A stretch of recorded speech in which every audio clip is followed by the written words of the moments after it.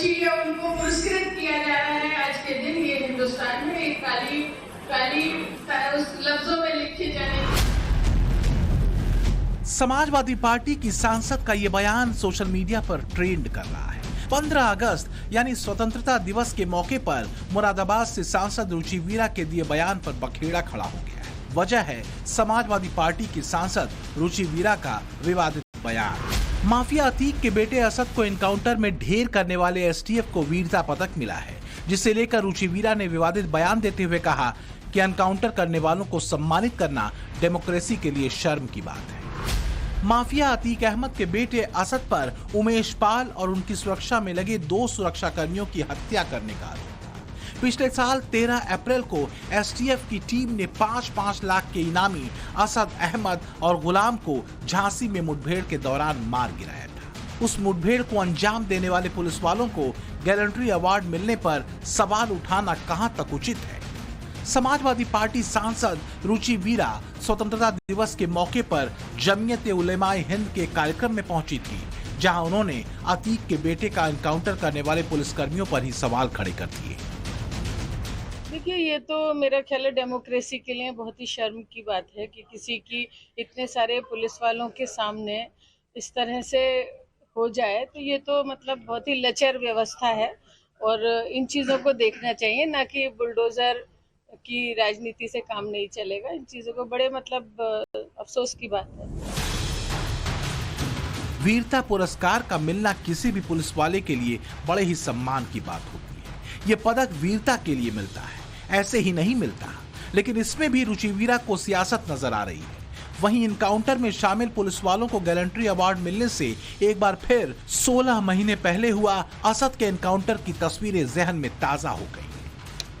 तारीख थी 13 अप्रैल 2023। वक्त था सुबह के 11:30 बजे। इलाका था झांसी के पालीछा बांध के टर्न से चंद मीटर दूर यूपी एसटीएफ एक बाइक का पीछा कर रही थी। मोटरसाइकिल सवारों में एक माफिया अतीक अहमद का बेटा असद था, तो दूसरा शूटर गुलाम मोहम्मद। एसटीएफ दोनों आरोपियों को बार बार सरेंडर करने की वार्निंग दे रही थी, लेकिन मोटरसाइकिल सवार सरेंडर करने की जगह एसटीएफ की आंखों में धूल झोंकते हुए भागने की कोशिश में लगे रहे। तभी कच्ची सड़क पर मोटरसाइकिल फिसल गई और बाइक पर सवार आरोपी आड़ लेकर एसटीएफ पर फायरिंग करने लगे। करीब आधे घंटे में 49 राउंड गोलियां चली और एसटीएफ की गोली से असद और गुलाम ढेर हो गए। दोनों प्रयागराज के उमेश पाल मर्डर केस में वांटेड थे। दोनों पर पुलिस ने 5-5 लाख का इनाम घोषित कर रखा था। 24 फरवरी 2023 को उमेश पाल के मर्डर के बाद से ही असद और गुलाम मोहम्मद फरार थे। एसटीएफ 48 दिन से लगातार इन्हें ट्रेस कर रही थी। यूपी पुलिस की टीमों ने 8 राज्यों में सर्च ऑपरेशन चलाया।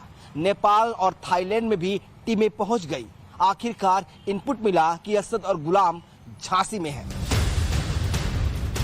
24 फरवरी 2023 को उमेश पाल के मर्डर के बाद से ही असद और गुलाम मोहम्मद फरार थे। एसटीएफ 48 दिन से लगातार इन्हें ट्रेस कर रही थी। यूपी पुलिस की टीम ने 8 राज्यों में सर्च ऑपरेशन चलाया। नेपाल और थाईलैंड में भी टीमें पहुंच गईं।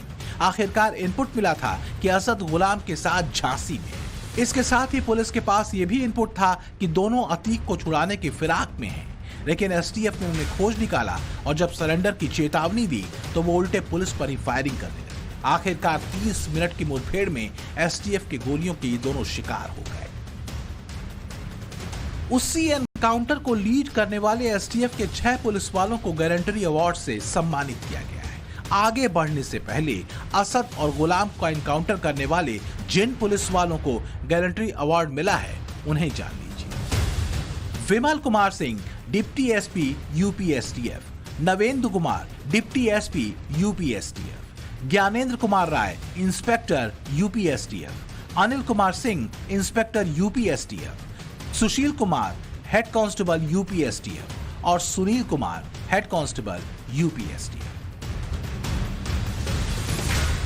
13 अप्रैल 2023 को अतीक का दूसरा बेटा असद मारा गया था। उसी के 2 दिन बाद 15 अप्रैल को माफिया अतीक अहमद और उसके भाई अशरफ की रात करीब 10:30 बजे पुलिस कस्टडी में गोली मारकर हत्या कर दी गई। दोनों को मेडिकल के लिए प्रयागराज के कॉलोनी हॉस्पिटल ले जाया गया था, जहां इमरजेंसी के सामने हमलावरों ने दोनों को गोलियों से भून दिया। दोनों की मौके पर ही मौत हो गई। हमलावरों ने दोनों माफिया भाइयों को गोलियां मारने के बाद हाथ उठाकर सरेंडर कर दिया था। अभी कुछ दिन पहले अतीक अहमद की मौत को लेकर न्यायिक आयोग ने अपनी रिपोर्ट सबमिट की थी, जिसमें यूपी पुलिस को क्लीन चिट दी गई थी। आयोग ने अपनी रिपोर्ट में लिखा है कि अतीक अशरफ की हत्या पूर्व नियोजित नहीं थी। पुलिस की तरफ से कोई लापरवाही नहीं बरती गई। पुलिस के लिए घटना को टालना संभव नहीं था। माफिया अतीक से जुड़े केस में प्रयागराज पुलिस की भूमिका पाक साफ हुई तो नया मिशन शुरू कर दिया गया।